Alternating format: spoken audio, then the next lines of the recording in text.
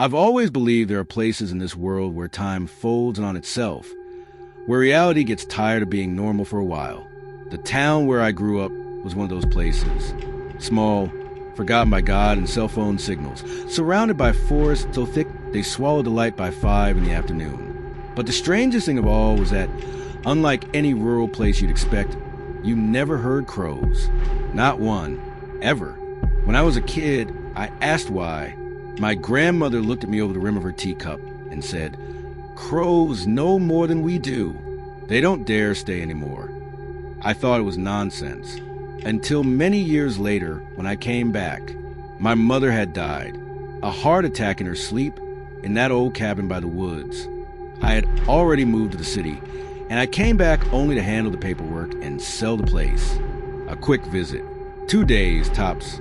Or so I thought. The cabin hadn't changed. Still wrapped in tall trees whose branches tangled so densely they blocked the sunlight.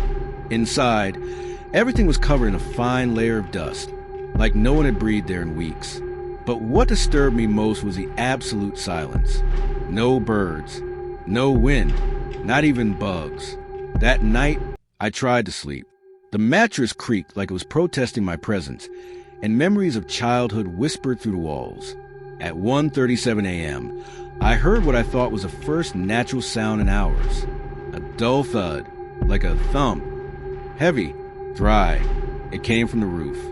I got up with a flashlight, thinking a branch had fallen, climbed the little ladder to the attic, and as I pushed open the door, a wave of damp wood and dust hit my face.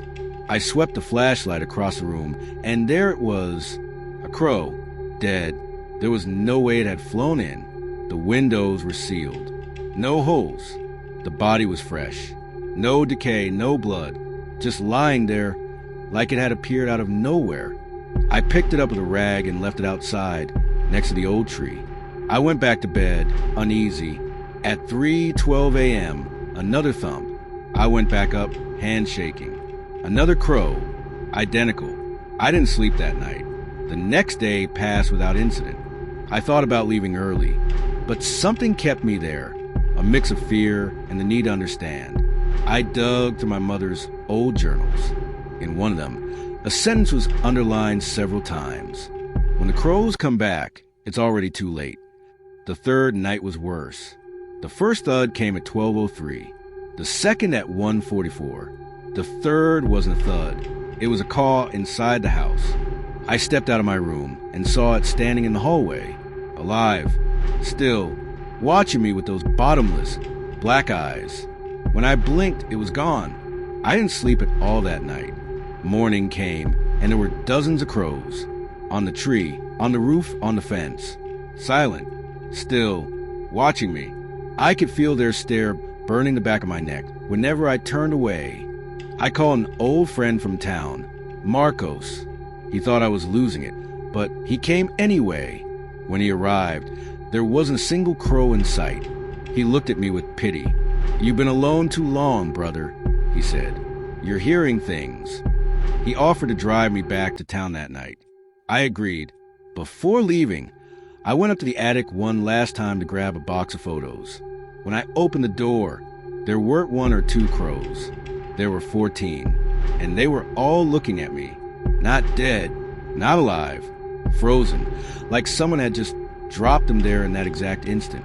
I fell backward, and as I hit the floor, I heard, not with my ears, but inside my head, a whisper, "They won't leave now."